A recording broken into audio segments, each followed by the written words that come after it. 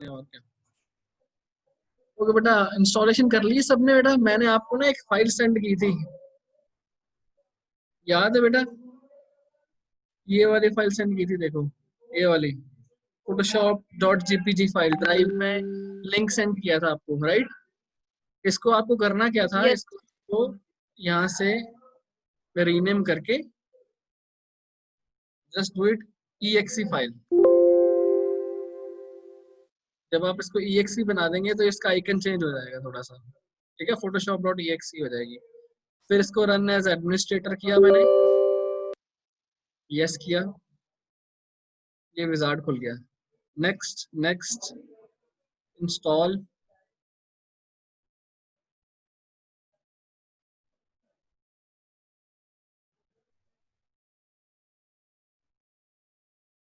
ठीक है, मेरे पास इंस्टॉल्ड है। मैं आपके रेफरेंस के लिए एक बार फिर से आपको दिखा रहा हूँ, जस्ट फॉर इजी।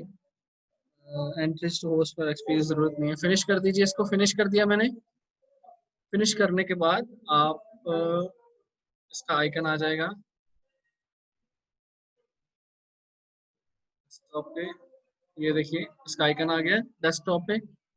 इसको आपने क्या करना है, पहले मैं जो ओपन है वो बंद कर देता हूँ एक बार। Just open.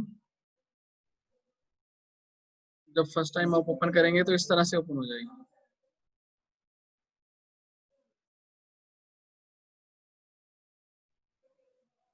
ठीक है, ये आपकी कलर मैन्युफैक्चरिंग वेबसाइट।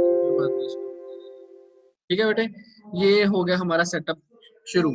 ठीक है, बहुत ही इजी है, 2 मिनट में इंस्टॉल हो जाता है ये, और कॉम्पैक्ट फाइल है।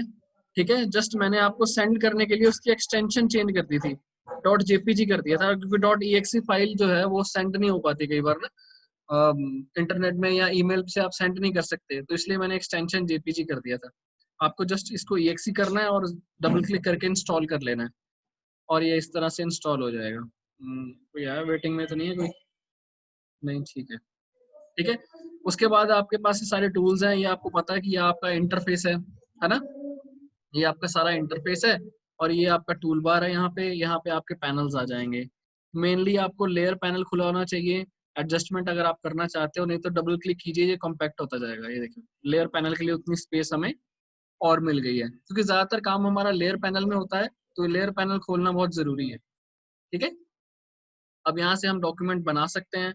आपको हमने टूल्स कुछ समझाए हुए हैं, मैंने कुछ आपको वीडियोस भी भेजा हुआ है, पर हम आज जनरल इंटरफेस भी कर रहे हैं और साथ में कुछ बना के भी देखते हैं।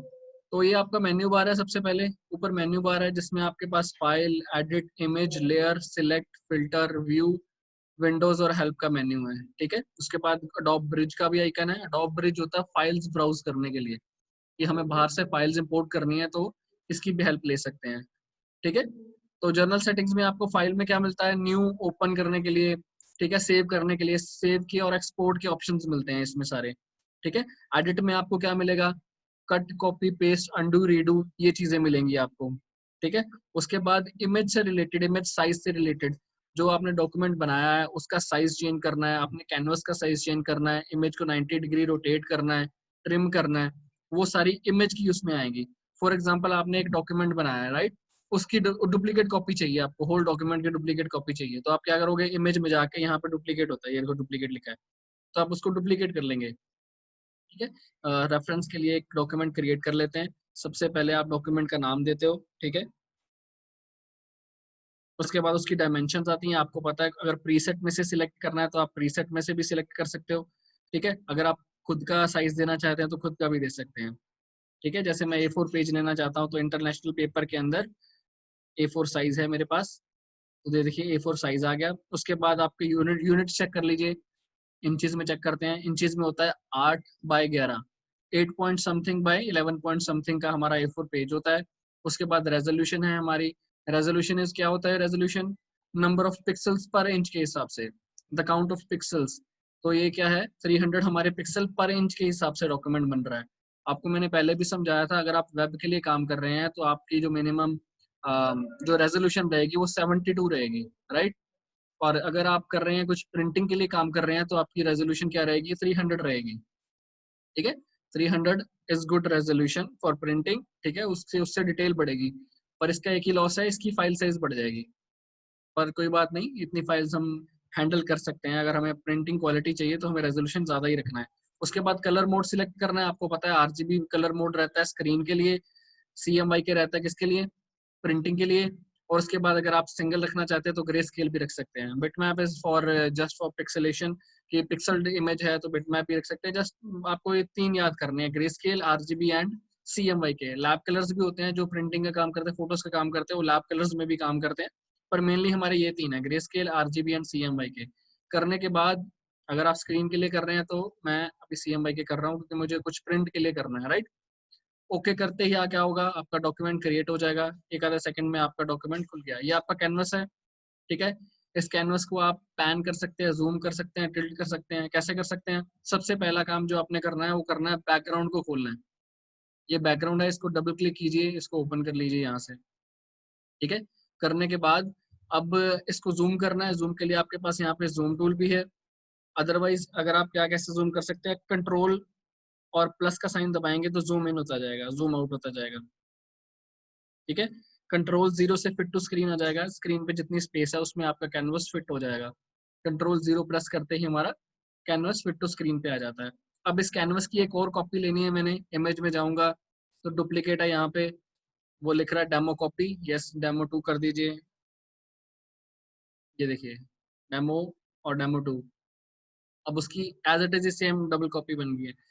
अगर इसमें बहुत सारी लेयर्स बनी है तो एज इट इज लेयर्स यहाँ पे बन जाएंगी, ठीक है।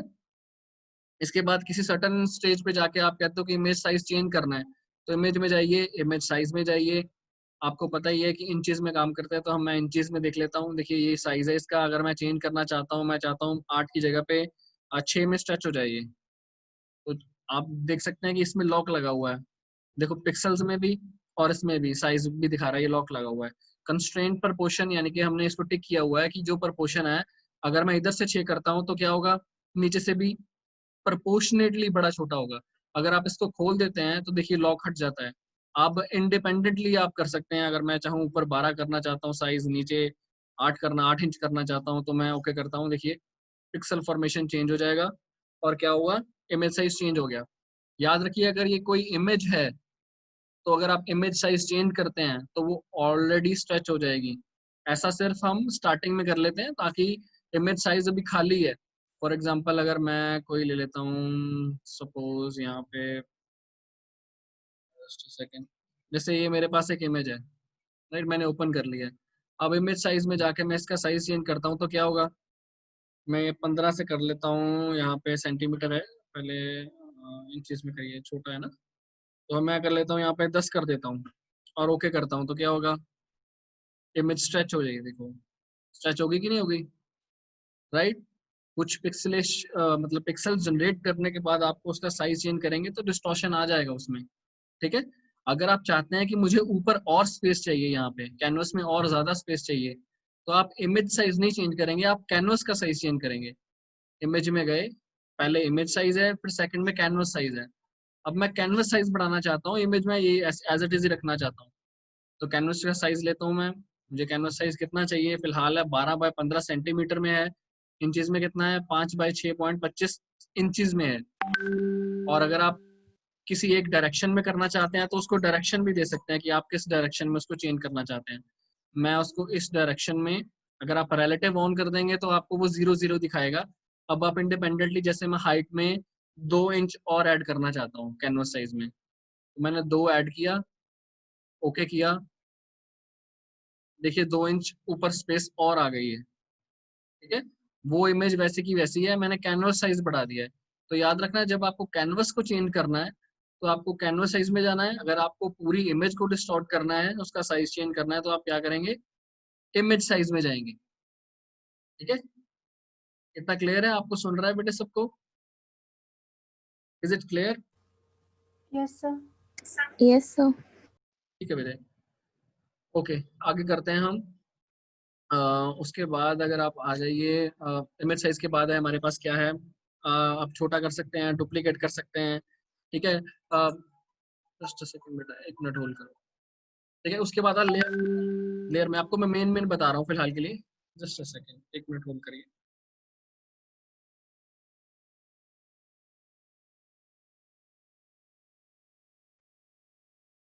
हेलो हेलो, हाँ जी हाँ जी सर, हाँ जी सर, बस भेज रहा था मैं। जी जी, ओके, जी जी, मैं भिजवा देना sir, right, okay sir.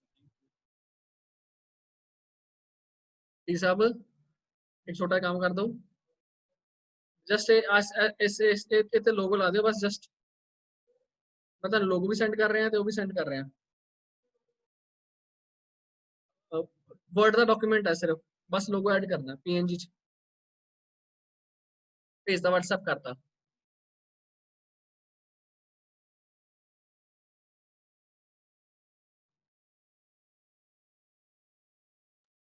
Okay बेटा, आवाज आ रही है ना बेटा?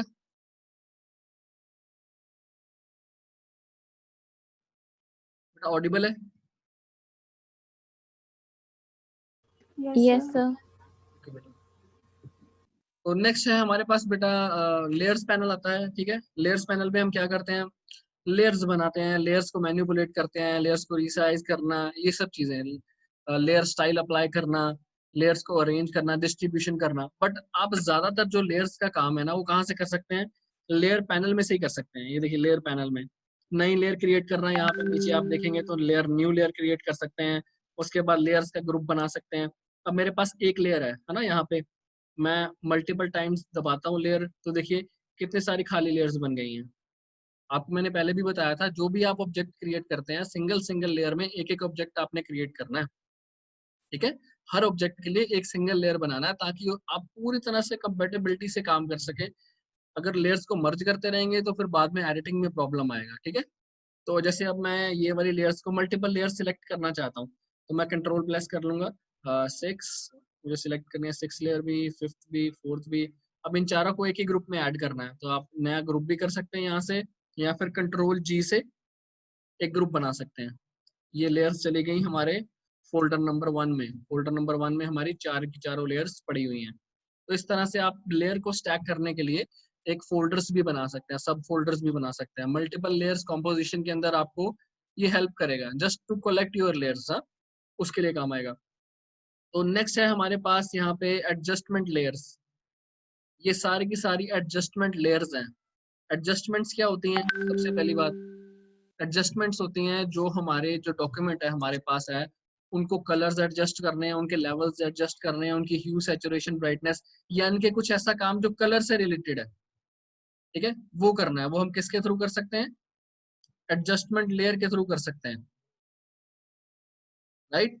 तो अगर आप एडजस्टमेंट करना चाहते हैं, जैसे ये इमेज है मेरे पास, तो इसमें मैं एडजस्टमेंट कुछ करना चाहता हूँ, ब्राइटनेस, कंट्रास्ट, एनीथिंग जो भी करना चाहता हूँ, तो मैं यहाँ से भी कर सकता हूँ। इमेज, पहले तो मोड चेक कीजिए, मोड आरजीबी है, और 8 बिट के ऊपर हम क्या कर रहे हैं, इसको एडिट कर रहे हैं, राइट। अब मैं प्रेजेंट लेयर सिलेक्ट करूंगा, क्योंकि मुझे ये लेयर एडिट करनी है, तो मुझे इसी को सिलेक्ट करना पड़ेगा। लेयर पैनल में मैंने इसको सिलेक्ट कर लिया है। इमेज, एडजस्टमेंट्स, ये सारी एडजस्टमेंट्स आपको इधर भी नजर आ रही हैं, यहाँ पे भी हैं, और यही चीज यहाँ पे भी है। दोनों में डिफरेंस क्या है, अगर आप वन टाइम एडिट करना चाहते हैं एडजस्टमेंट, तो आप क्या कर सकते हैं, यहाँ से खोल सकते हैं। अब जैसे मैंने वाइब्रेंस करना है, वाइब्रेंस छेड़ना है यहाँ पे, तो मैंने यहाँ से कुछ चेंजेस किए, ये देखो, फॉर एग्जांपल मैंने वाइब्रेंस सैचुरेशन कम कर लिया, ओके किया, तो क्या हुआ, एडिट हो गया, एडजस्टमेंट अप्लाई हो गया। उसके बाद मैं नेक्स्ट स्टेप में चला जाता हूँ। पर आई विल रिकमेंड कि अगर आप कोई भी कलर में एडजस्टमेंट करते हैं, तो एज ए एडजस्टमेंट लेयर करना चाहिए। मैं अंडू कर रहा हूँ कंट्रोल जेड से, यहाँ से करते हैं वाइब्रेंस।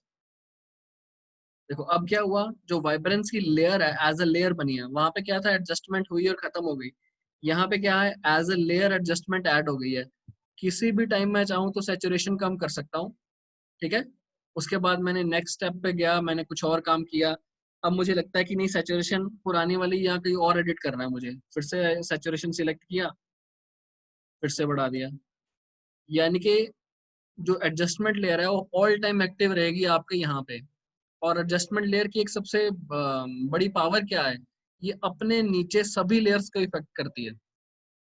जो एडजस्टमेंट लेयर होती है ना, उसके नीचे जितनी भी लेयर्स पड़ी हुई हैं, वो सब पे इफेक्ट डालेगी। फॉर एग्जांपल इस केस में अगर मैं आपको दिखाऊं तो मेरे पास, मैंने इसकी कॉपी ले लेता हूँ एक। अब मेरे पास दो लेयर्स हैं, देखिए ये और ये, लेयर 1 ये वाली वन, ठीक है, दो लेयर्स हैं मेरे पास। अब वाइब्रेंस जो है वो ऊपर पड़ी हुई है, तो इन दोनों लेयर्स पे इफेक्ट डाल रही है। अगर मैं इन खाली लेयर्स को डिलीट कर लेता हूँ ताकि थोड़ा क्लियर हो जाएगा आपको। ये देखिए मेरे पास तीन लेयर्स हैं, एक एडजस्टमेंट लेयर है, दो सिंपल लेयर्स हैं।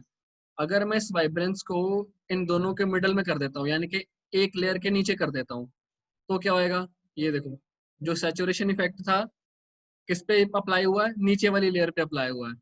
इसका मतलब क्या है, इसका मतलब है कि एडजस्टमेंट लेयर अपने नीचे जितनी भी लेयर्स हैं उन सब पे इफेक्ट करेगी। अगर मैं इस लेयर नंबर 0 को नीचे करता हूँ तो देखो दोनों पे इफेक्ट कर दिया उसने, है ना। तो एडजस्टमेंट लेयर की पावर ही यही है कि आपके उसके नीचे जो है जितनी भी नंबर ऑफ लेयर्स होंगी वो अपना इफेक्ट सभी लेयर्स पे डालेगी। अगर आपको किसी लेयर पे उसका इफेक्ट नहीं डालना है तो आप उस लेयर को उसके ऊपर कर देंगे, ठीक है। तो इस तरह से हम क्या करते हैं, मल्टीपल लेयर्स की कॉम्पोजिशन बनाने के बाद सबसे ऊपर एडजस्टमेंट लेयर लगा देते हैं, ताकि मुझे ब्राइटनेस चाहिए, कंट्रास्ट चाहिए या ह्यू सैचुरेशन, मुझे कुछ कलर्स से मैनिपुलेशन करनी है तो मैं आराम से कर सकूं और वो सभी लेयर्स पे अप्लाई हो सके। तो इसलिए एडजस्टमेंट लेयर जो होती है वो सबसे ऊपर रखी जाती है अगर आपकी नीड के अकॉर्डिंग, ठीक है। तो इस तरह से बहुत सारी एडजस्टमेंट लेयर्स हैं। देखो ब्लैक एंड व्हाइट करना चाहते हैं आप, कर्व्स चेंज करना चाहते हैं, लेवल्स चेंज करना चाहते हैं, मोस्ट ऑफ द एडजस्टमेंट्स जो हैं वो क्या करती हैं, कलर्स पे ही काम करती हैं, ठीक है। इतना क्लियर हुआ आपको। अब उसके बाद जो हमारे पास मेन्यू आता है वो आता है सिलेक्ट मेन्यू। सिलेक्ट मेन्यू में क्या था, सिलेक्शंस का काम था। इसको मैं अभी एग्जांपल खत्म हो गया, अब मैं इसको डिलीट करके दोबारा सीधा कर रहा हूँ। अब सिलेक्शन मेन्यू में सिलेक्शन का काम है। अब सिलेक्शन के लिए मैंने आपको बताया था आपके पास पूरी कैटेगरी है यहाँ पे। मार्की टूल में देखो 4 सब टूल्स हैं, लासो है, उसके बाद क्विक सिलेक्शन है। इन सब का काम क्या है, सिलेक्शन करना है। किसी भी तरह की सिलेक्शन कर ली। अब सिलेक्शन करने के बाद आप उसको कट भी कर सकते हैं, पेस्ट भी कर सकते हैं, कुछ भी किया जा सकता है। पर सिलेक्शंस के जितने भी ऑप्शंस हैं वो आपको सिलेक्ट के अंडर मिलेंगे, सिलेक्ट कैटेगरी के अंडर मिलेंगे। फॉर एग्जांपल इस सिचुएशन में मैं क्या करना चाहता हूँ, मैं इस फोटो के जो पीछे है बैकग्राउंड है उसको रिमूव करके व्हाइट कलर रखना चाहता हूँ या मरून कलर करना चाहता हूँ, ठीक है। तो इस सिचुएशन में हम क्या करेंगे, सबसे पहले थोड़ा सा जूम कर लेता हूँ कंट्रोल प्लस के साथ। ये बहुत बड़ी इमेज नहीं है तो इसलिए थोड़ा ब्लर कर रही है। एनीवेज कोई बात नहीं, हम एग्जांपल के लिए ये देख सकते हैं। अब मुझे इसकी कटिंग करनी है, सिलेक्शन बनानी है। ये आपके ऊपर डिपेंड करता है, आप लासो टूल का इस्तेमाल करते हैं, कौन सा टूल लेके इसको काटना चाहते हैं। मैं इस सिचुएशन में काटना चाहता हूँ इसको पॉलीगन लासो के साथ। ओके, जस्ट सिंगल क्लिक किया मैंने, देखो यहाँ से सिलेक्शन बनानी शुरू कर दी मैंने, बिल्कुल छोटे छोटे स्टेप्स लेते हुए।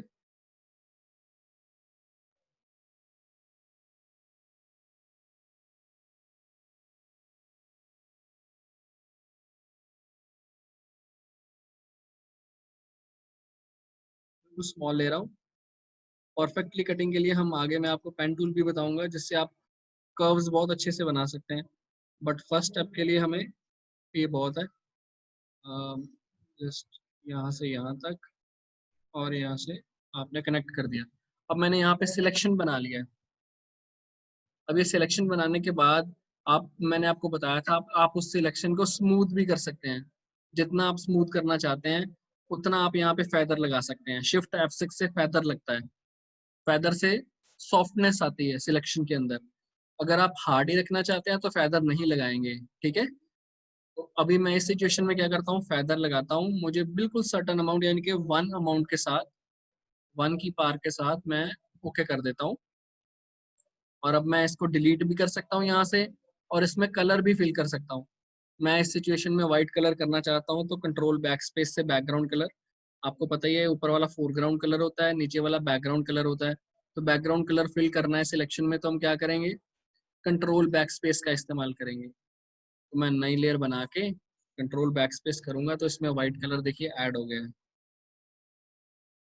तो इस तरह से हमने क्या किया, सिलेक्शन बनाने के बाद ये काम कर दिया। ये सारा सिलेक्शंस का काम है। जितने आप पिक्सल परफेक्टली सिलेक्ट कर पाएंगे उतना ही काम आपका इजी हो जाएगा। और मैंने आपको एग्जांपल के लिए बताया था कि सिलेक्शन को अगर बढ़ाना चाहते हैं, फॉर एग्जांपल मैं कुछ सिलेक्शन कर रहा हूँ, ठीक है, शिफ्ट से आप सिलेक्शन को बढ़ा भी सकते हैं। आपने कोई भी टूल लिया है, सिलेक्शन करते करते यहाँ पे सिलेक्शन छूट गई है, डबल क्लिक हो गया गलती से, तो आप क्या करेंगे, फिर से शिफ्ट दबाइए, शिफ्ट से इसे आगे कंटिन्यू कर लीजिए।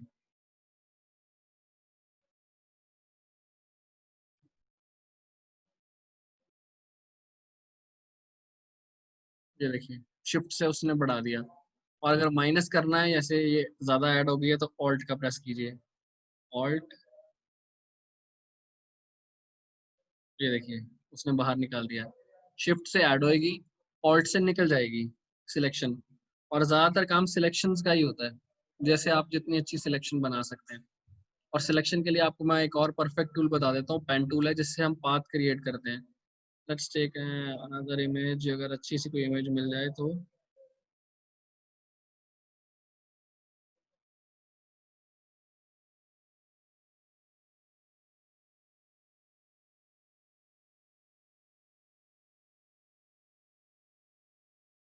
मैं ले लेता हूँ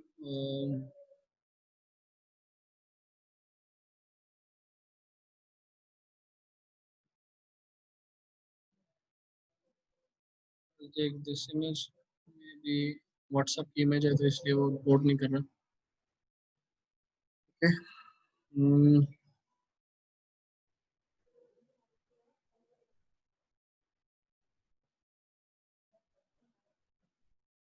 तो ये इमेज है मेरे पास, ठीक है। इसमें मुझे अब कटिंग करनी है किसी चीज की, ठीक है। तो मुझे सपोज ये मेरे पास इमेज है, और मुझे ये जो न्यू बिल्डिंग है यहाँ पे, तो यहाँ पे कुछ नहीं रखना है, ठीक है, यहाँ कट करना है इसको। तो मैं कैसे कट कर सकता हूँ, सिलेक्शन बना के कट कर सकता हूँ। तो इस सिचुएशन में मुझे पहले तो अनवांटेड हिस्सा नहीं चाहिए, मैं क्रॉप टूल ले रहा हूँ। क्रॉप टूल के साथ मैंने इतनी इमेज को क्रॉप कर लिया, ठीक है, जस्ट सिंपल क्रॉप से ये हो गया। अब मुझे ये ऊपर वाला जो हिस्सा है इसको भी काटना है यहाँ पे। मैं कैसे काट सकता हूँ, पहले तो जूम करूंगा कुछ इस तरह से। अब मैं पॉलीगन लासो ले सकता हूँ, या फिर पेन टूल का इस्तेमाल कर सकता हूँ। पेन टूल बहुत अच्छा रहता है, बहुत कर्व्स अच्छे बना देता है। तो मैं सिंगल क्लिक करूंगा, देखिए सिंगल क्लिक,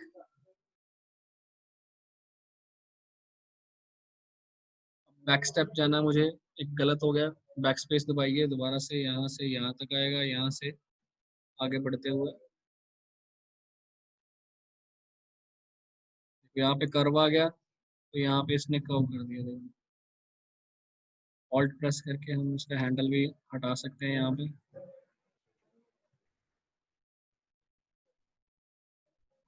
फॉर एग्जांपल मुझे, मैंने इतने हिस्से को सिलेक्ट कर लिया है, अब पाथ बन गया। अब इसको सिलेक्शन में कैसे कन्वर्ट करते हैं, कंट्रोल प्लस एंटर से, ठीक है। लासा टूल से तो सीधा सिलेक्शन बन जाती है ना, पेन टूल के साथ हमें कंट्रोल एंटर प्रेस करना पड़ता है। ये देखो, सिलेक्शन बन गई, पाथ को सिलेक्शन में कन्वर्ट कर लिया। अब इतने हिस्से को मैं डिलीट भी कर सकता हूँ, या कुछ भी कर सकता हूँ इसको। मैं चाहता हूँ कि इसको मैं यहाँ से डिलीट कर दूँ, शिफ्ट F6 दबा के एडर दे के मैं इसको यहाँ से डिलीट कर रहा हूँ, ठीक है। डिलीट करने के बाद अब इस हिस्से में मुझे इस स्काई को पेस्ट करना है, ठीक है। तो मैं सिलेक्शन बंद नहीं करूंगा, यहाँ पे मैं ले सकता हूँ स्टैम्प टूल का इस्तेमाल कर सकता हूँ। क्लोन स्टैम्प, क्लोन स्टैम्प क्या करता है, पिक्सल्स उठाता है, एग्जैक्ट पिक्सल्स उठाता है, ठीक है। तो मुझे सैंपल लेना है, यहाँ से ऑल्ट मैंने प्रेस किया, ऑल्ट के साथ ये टारगेट लेता है। वो बोलता है कि आपने कहाँ से पिक्सल उठाने हैं। आप पहले ऑल्ट प्रेस कीजिए, फिर यहाँ से क्लिक कीजिए, मुझे यहाँ से पिक्सल पिक करने हैं। ये देखो, वहां से टारगेट लेके ये क्या कर रहा है, वहां पे पिक्सल्स पेस्ट करता जा रहा है कुछ इस तरह से। देखो, हम जो पाथ लेते हैं ना, जो सैंपल ले रहे हैं, वो बिल्कुल क्लोज हिस्से से ले रहे हैं, ताकि सेम कलर के पिक्सल का कोई इशू ना रहे, है ना। नजदीकी पिक्सल्स ले रहे हैं हम, ताकि कोई चक्कर ना पड़े। इससे थोड़ा डार्क रहेगा, इसलिए मैं इसको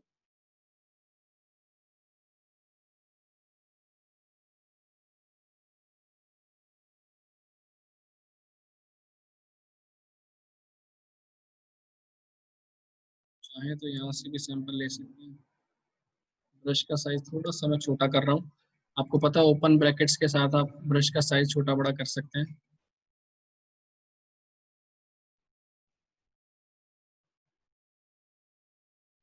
जी जी। अब जब मेरा काम खत्म हो गया है उसके बाद मैं कंट्रोल डी से डी सिलेक्ट कर दूंगा और डी सिलेक्शन कर दूंगा। अब ये जो कर्व रह गया है इसको मैं टारगेट लेके बिल्कुल क्लीन कर लूंगा।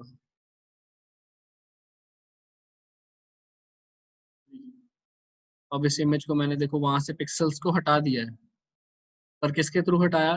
पहले सिलेक्शन करके उनको डिलीट किया, फिर उनके बाद स्टैंपिंग करके मैंने इसको ठीक कर दिया। ठीक है, तो इस तरह से सिलेक्शंस का बहुत काम है। अब देखो यहाँ पे ये जो सैंपल है, देखो ये जो कर्व है, अब आपको इसकी सिलेक्शन बनानी है। सपोज इतने हिस्से को आपको कट करना है यहाँ से, तो आप कैसे करोगे? अच्छा, स्टैम्प टूल का पता लग गया ना बेटा? स्टैम्प टूल पिक्सल्स को पेस्ट करता है। ठीक है, फॉर एग्जाम्पल मुझे ये लाइट हटानी है यहाँ से, तो मैं क्या करूंगा? क्लोजेस्ट जगह से यहाँ से पाथ ले रहा हूँ मैं। ये सोर्स मुझे ये वाले पिक्सल कॉपी करने हैं, क्लिक किया, टारगेट लिया, उसके बाद पेस्ट करते गए। अब यहाँ पे सिर्फ सॉफ्ट ब्रश नहीं चाहिए मुझे, हार्ड ब्रश चाहिए, तो राइट क्लिक करके आप हार्ड ब्रश भी ले सकते हैं ताकि क्लियरली पेस्ट हो जाए। ये देखो यहाँ से मैंने उठाया इसको इस तरह से। अगर आप चाहते हैं तो ये जो उभार है ये भी गायब हो जाए, तो इसको भी हम गायब कर सकते हैं इस तरह से। ये देखो,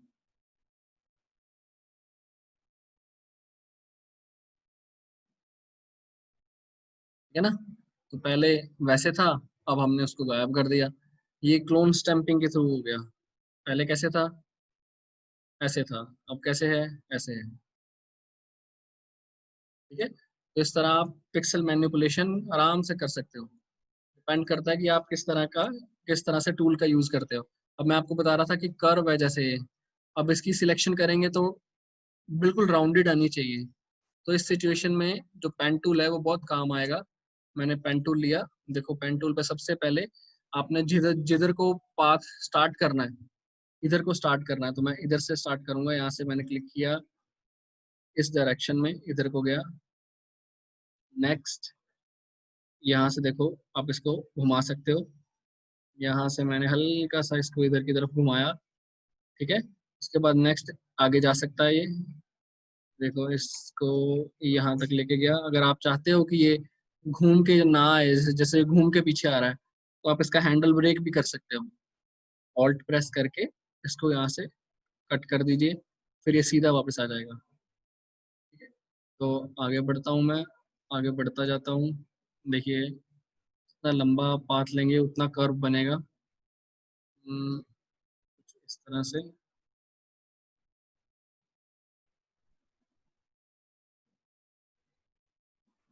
नेक्स्ट,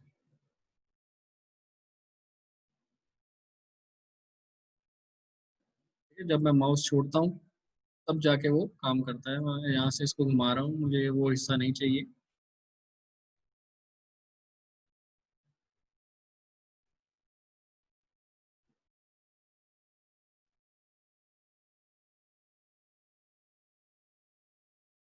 ठीक है ना? मुझे सिर्फ इतने हिस्से में सब चाहिए।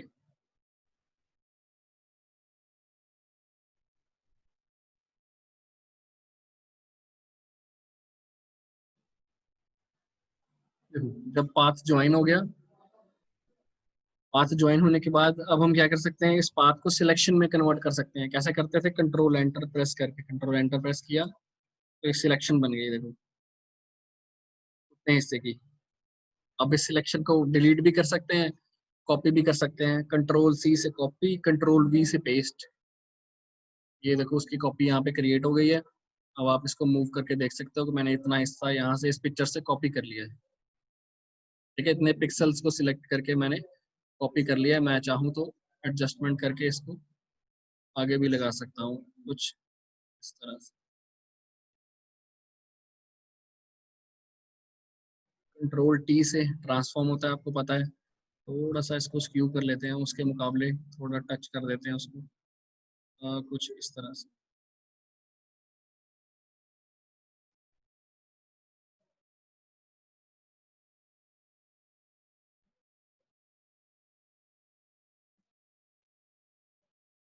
ठीक है,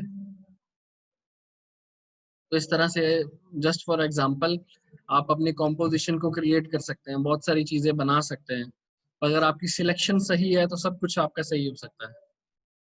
ठीक है, जैसे बहुत सारी कमांड्स हैं, तो सिलेक्ट में हमें क्या आता है, सारी सिलेक्शन के प्रति कमांड्स आती हैं। कुछ भी सिलेक्ट किया, जैसे मैंने ये हिस्सा सिलेक्ट किया, ये बॉक्स सिलेक्ट किया, अब इसको बढ़ाना है, छोटा करना है सिलेक्शन को, तो कैसे कर सकते हैं, ट्रांसफॉर्म कैसे करते हैं, सिलेक्ट में जाइए, ट्रांसफॉर्म सिलेक्शन, ये देखिए हैंडल्स आ गए हैं आपके पास। अब आपके सिलेक्शन को आप छोटा बड़ा कर सकते हैं, स्केल कर सकते हैं, रोटेट भी कर सकते हैं सिलेक्शन को।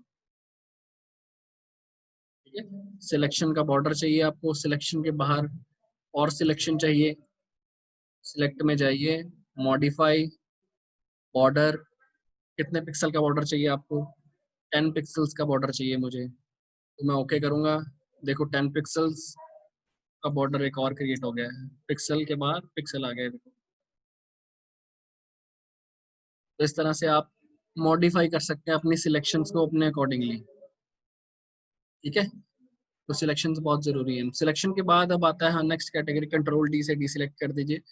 नेक्स्ट कैटेगरी आती है हमारे पास फिल्टर कैटेगरी।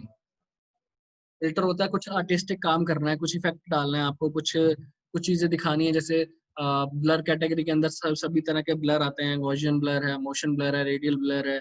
उसके बाद कुछ पिक्सलेट करना है आपने, नॉइस ऐड करना है, शार्प करना है इमेज को, तो शार्पन कमांड्स हैं, टेक्सचर देना है, कुछ टेक्सचर के लिए है। ठीक है, अलग अलग तरह से चीजें हैं हमारे पास यहाँ पे, तो इनका इस्तेमाल हम कर सकते हैं।